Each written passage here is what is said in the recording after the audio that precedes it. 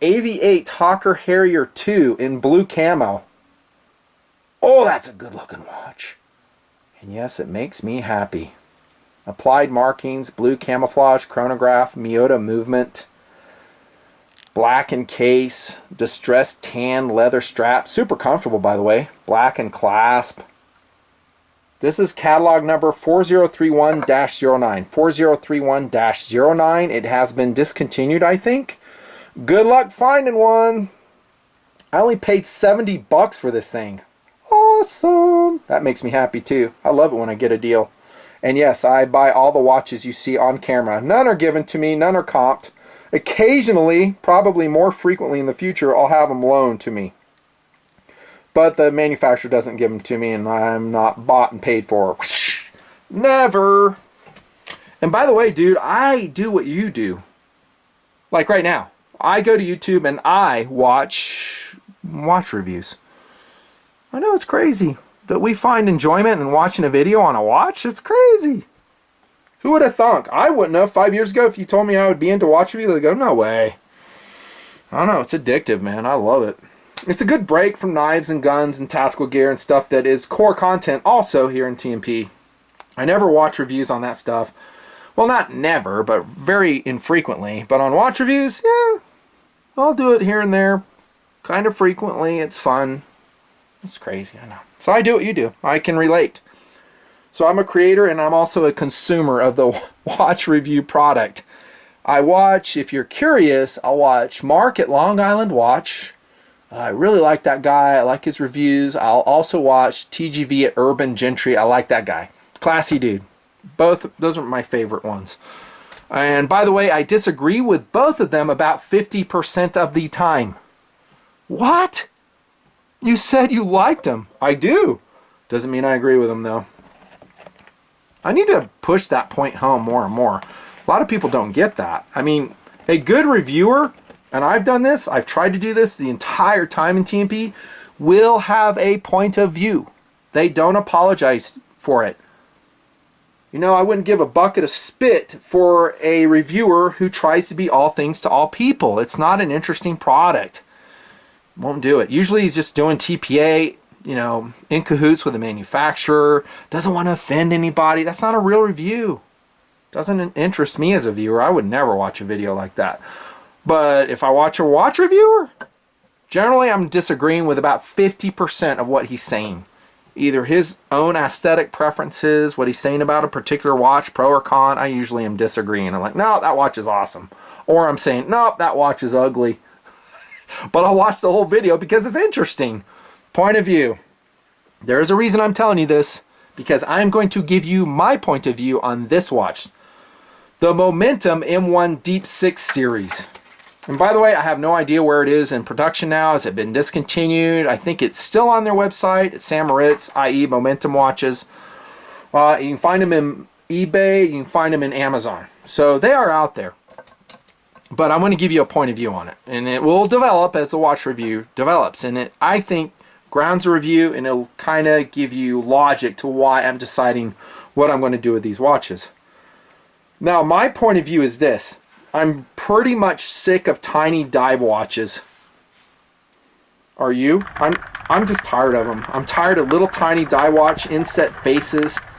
I'm just tired of them. I've worn them EDC for the last 3 years, and I try to like them, really warm up to them. But as I wear like a large-faced Flieger style watch like this, with its very narrow bezel, its legibility, its large face, which is more presentation to me. And I'm talking about an EDC watch, not actually going in the water. I like this style better. And I want the dive watch to mimic more of this style of presentation. Is that crazy?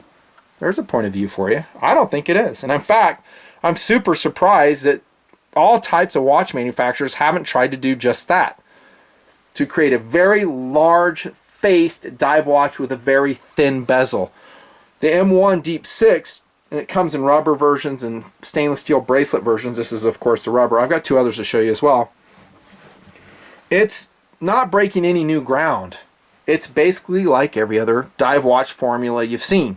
It's a good looking watch. It's a very competent dive watch from what I know about it. No, you won't see dive footage of this. No, because I'm going to return them. That's why. I'm not going to go dive them and then return them. That doesn't happen.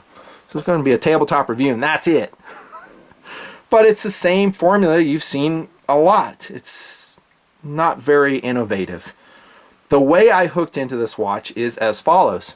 Being sick of tiny dive watches, small faces I should say, I went out looking like, well, where's a big watch? And so I literally Googled 45 millimeter or 46 millimeter dive watch, I forget which, and my search led me to this one, the Momentum M1.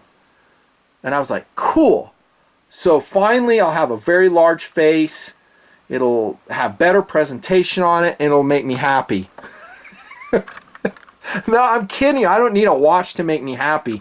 But gear you should just like, right? You should just go, oh, this gear item is cool. The knife is cool today. You know, I'm carrying a knife. I really like it. My gun today is really cool. I really dig it. I'm talking about that. I've represented that in all my reviews over the years. That's what I'm talking about. When I got these watches, I was let down. I was like, they're big watches, they're masculine, they're chunky. I do like that often these days, believe it or not. SAWC and all, I really like a watch that does that. But the faces are still too small. There, I said it. They are. This, like, if I was to measure this, it's 34 millimeters. And actually, that's bigger than a lot of dive watches. So, 34... I'm not doing that too well. I did it earlier. 34 is what it is. Now, that's not a tiny watch face. I'm not saying that. But it's just not doing it for me aesthetically. That's all I'm saying. It's my preference. It isn't. And the reason is this big old fat dive bezel that we have to put on apparently every dive watch. It's obligatory apparently. Hey manufacturers, why do you cut the thickness of this dive bezel down, I'm talking the dimension and width, about by half, and find an innovative way to still have a dive bezel function where it's not eating up face time, so to speak. I don't see any dive watch doing that. I don't. Maybe you would have just a rotational ring on the exterior, and you'd have an inner thing right here that doesn't eat up the spans of the face. That's what I'm saying. Anything that goes into the case and makes this face smaller, I'm out. That's what I'm sick of. All dive watches are that way, and it's the price you pay for a functional bezel. Yeah, that's why I'm returning these watches. One of the reasons. It just ain't working for me, dudes. Now, maybe you're like me when I watch some watch reviews and the reviewer's going saying this or that, pro, con, and maybe you disagree and you go, I love that watch. I've done that. I go, the guy will be railing on a watch and I'll go, hey, I love it. That is a cool watch, and vice versa. Usually it's vice versa. Usually he's loving a watch and I'm sitting there going, that's ugly. I hate it. But that's what makes it interesting. You can't fly a kite unless someone's holding on to the rope. Really, that's like a review. You have to have a point of view. Some pull, some tug. Yeah, so the bezel, it's a big, huge bezel. That's good for a real, no kidding dive watch, but who really dives these things? Nobody. Nobody does. I do it for TMP on occasion, just so I can roll in some, I don't know, different footage, some different video, go on an adventure with a gear item. But no one does. You're diving with a wrist computer. I've said that so many of my other WRVs. That being said, let's make it a better EDC-able piece. Something more innovative. Rant complete. I'm sure I'll come back to that though. Now that being said, if we look at the actual milling and presentation of the 316L stainless steel case of the M1 Deep 6, brushed by the way, it's pretty excellent. So is the dive bezel. The knurling, the notches on this are really first cool. They're about grabbing it with a dive glove, no doubt.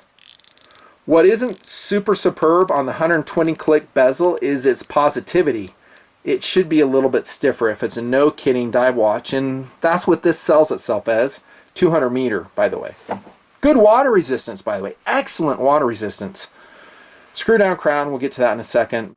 So the knurling on the bezel is pretty excellent. What is not excellent are the markings on the bezel. They appear to be anodized, which I don't care for. I would like to have them inset, painted, enameled, ceramic, whatever. This to me is not a really legible bezel if we're really using it for timing functions. So if we set the bezel and we're going to do a 15-minute time for whatever thing you're doing, probably cooking cookies, It's not super legible to me. Let me show you one that has more legibility. Well, here you go. It's another Momentum product. It's a Torpedo 44. That, to me, is a much more legible bezel. By the way, I love this dive watch. Look at the face difference. At least how it appears. Yeah. So markings are easier to read, albeit it has the same style of finishing, anodizing. At the price point, though, I don't expect it to be a ceramic bezel. So the stainless steel version is around $275. I think the rubber versions you can find for around $200 a piece, which in the world of dive watches is pretty affordable. And I think we have the illumination pip right there. Boom. We'll check the lume here in a second.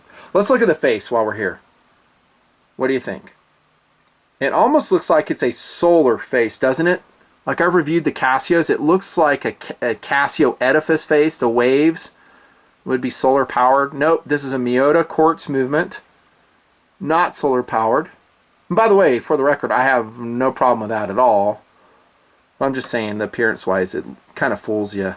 The hands, okay, here comes another rant. Here comes another preference. I'm kind of tired of the same old dive hands. I mean, these hands look like they were lifted from a Citizen.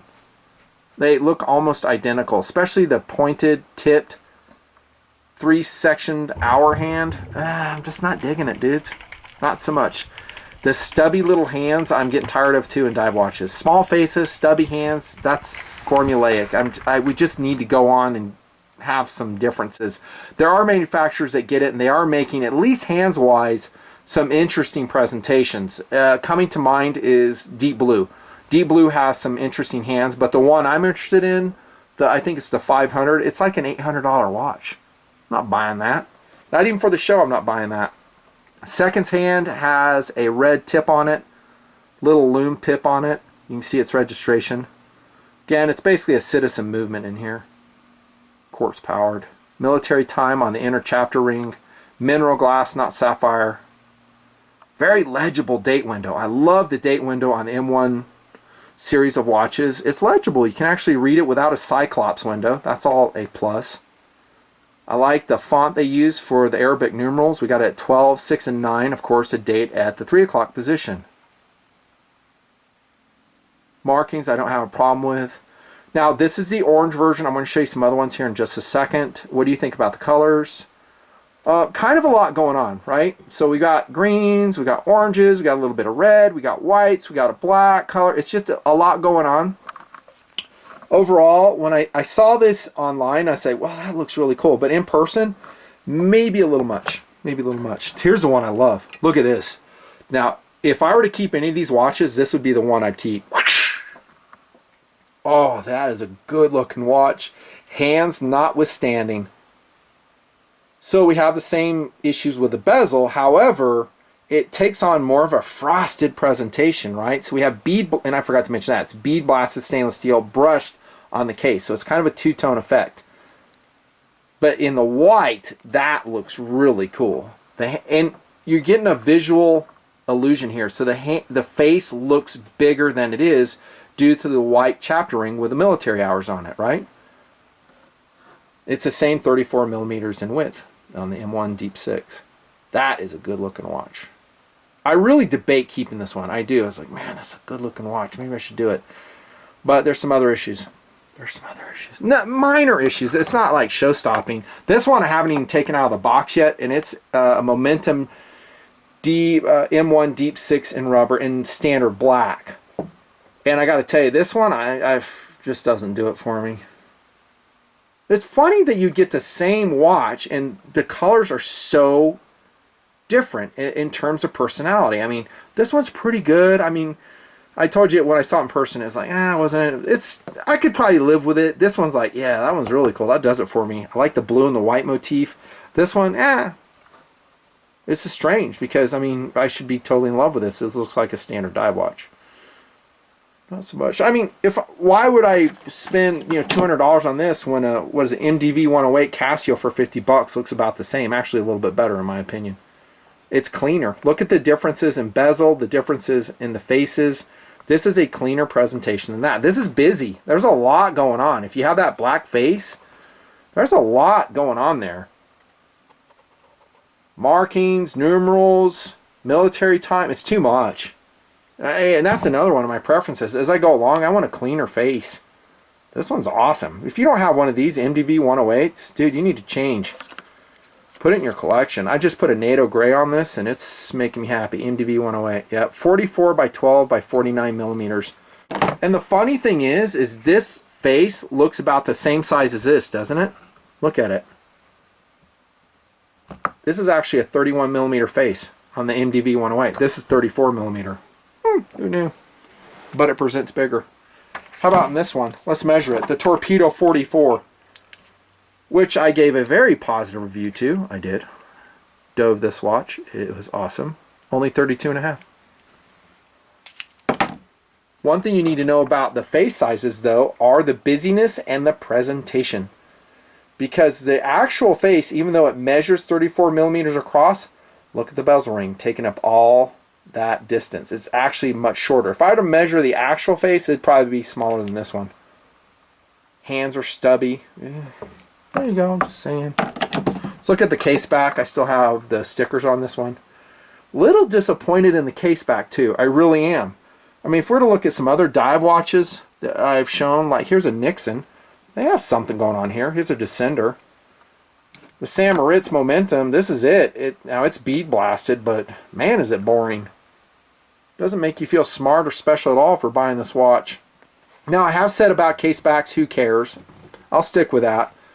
But here's what I found in the last 3 years in doing watch reviews. Some really high value brands have been delivering some pretty amazing case backs. Again, we'll go to the Hawker Harrier series. This one has a sticker, but look, it's got a freaking Harrier jet on it. That's pretty cool. Value watch, $150. It's cheaper than this one. Screw down case back, I do like that. That is a positive. Now we come down to actual measurements of the case on this one. 47 millimeters, we'll call it, roughly. I don't do super precise measurements. 13. And here's another downside of the watch. Lug to lug, this is a big watch. And I don't mind 57 millimeters lug to lug. I don't. But I do kind of mind this. There's a lot of air in this spring bar, and not drilled through lugs, by the way, either. I wish they would have kind of tucked that spring bar in a little closer to the watch case. And at this point, it probably would be appropriate for me to put it on my 7.5-inch wrist so you can see what it looks like. Should I do the orange? Yeah, I'll do the orange. Look in detail at the strap here in just a second. Not a bad looking watch. I'm not saying it is. But see this distance here? We could have kind of compressed the spring bar a little closer to the case. Maybe angled the lugs down a little bit more. If you have like 6.5-inch wrists, there's no way this watch is going to work for you. It's too big on the case size. It does wear comfortably. It's not horrible. A little bit thick, a little bit chunky, and I don't mind that. Like I said, and the strap is pretty phenomenal. Natural rubber strap, stainless steel keepers, some accordion flex for wetsuit expansion, supposedly. Single class stainless steel buckle. No logo there, by the way. No logo on the screw down crown, which is kind of surprising. Protected crown, and it's at the 4 o'clock position, something different. I think the crown for this style watch is a little bit puny. I would think I'd see a much, I don't know, more robust crown. The action is good. There's no sympathetic movement when I set it. Hand set pretty precisely. At times there are sympathetic hand movements when you're setting it. And what I'm talking about is when you push in the crown, will the minute's hand jump? This one's pretty good. There it goes. It just pops a little bit. I do see that in a lot of different watches, at least at the price point that I review, which is $300 or less. That's where I live as a reviewer. And as a watch enthusiast, actually. See that? So it moved a little bit. That's annoying to me. Yeah, you can work around it, but sometimes you're getting like a perfect tack and it just doesn't work. Screw down crown again, 200-meter water resistance. Again, I ain't diving this one. And now we're going to look at the lume on the M1 Deep 6. Only the best production values here. I'll just charge this orange one up so you can see. I don't think this has super luminova on it. In fact, I know it doesn't. Not at this price point. Not going to happen. There you go. M1 Deep 6, not too bad. You can see its brother in the background, not officially charged up. So there's that second-hand pip, glow-in-the-dark pip, and you see the bezel ring. I'd say the illumination's pretty good. It really is. What you really need to do though is check with it in about I don't know, 6 hours. That's when you know you got great illumination or not. Durability, I think will be great. It's a mineral crystal, like I think I did say, so it needs a crystal protector, at least if you abuse watches the way I do when I dive them. But my issues with the watch are as follows. One, even though it is a large watch, we still have a lot of the real estate taken up by things that I don't want taking it up. Chapter ring, I don't need that. It should be a flat face. It's a busy watch in some colorations. Too busy for me. The wave pattern with all the different colors going on aesthetically doesn't work for me. The best one, of course, is the white version, because that is mitigated because there's less contrast. They still have all the same markings, but since there's only a couple colors going on, the white version would be my recommendation. In fact, this will be a recommend even with the other minor flaws that I've pointed out. Still has a great date window. The stubby hands, I'm tired of those as well. Like I said, I want big sword hands on my dive watches. There is one I have on the table that does that, and it's a value watch. It's a first generation Wegener C-Force. Those are great hands, dudes. So they broke the pack and they said, hey, you know what? We're going to put on some Flieger style hands on this dive watch, and they also put a pretty minimal bezel on it, so you still have a broad face, at least the way it presents. That, by the way, is a really cool color, that orange. Yeah, I'd wear this all day long over any of the M1s. I would. It's flatter. It dives well. I've actually dove it. It has a nice silicone strap. You may have a hard time finding these now, but there is another brand that has replaced it, and it's made in the same factory. It's coming up for review, so I have it right here, but I don't want to waste time looking for it. It is a Sterling, is the name of it. Oh, I found it. Here it is right here. Cool. So glad that worked out. It's a Sterling dive watch. This is it. Look at that. Dude, see, I like this watch a lot better. Even though it is a smaller watch, it has a more narrow bezel. It has broad sword hands. I can deal with that. You're not going to get everything in a watch. So I don't have a broad, expansive face like I wish I would have. I don't. But I have everything else. Look how tight the spring bar is to the case. See what I was talking about? See all the distance in the M1? Especially on a big watch. Why? And look at the freaking Sterling. They get it. C-Force, they get it. It's tight. It's right up against there. Angles down. Perfect. I just bought this one on Amazon because a Patreon member wanted me to review it, so I'm going to review it. Bought it, going to review it, and I'll kind of make the point in that review how it's basically a C-Force Gen 1. Whew. Would I buy the M1 Deep 6 in any variation? Maybe in white. Maybe in white. The white watch is kind of its own creature. I can put up with the other downsides. The other colors, absolutely not. I wouldn't for the $200 price point. It's just too busy. That's another downside for me. The white kind of mitigates that. But the other stuff for me, yeah, it's kind of a letdown. That's my point of view, though. That's my point of view. You may absolutely love this. And if you do, go out and get it. I'll try to put some links below if I can find them. If not, you are on your own. By the way, this is a Eurocopter Tiger Attack helicopter in 1/72nd scale. I'll talk about it in another video. All done.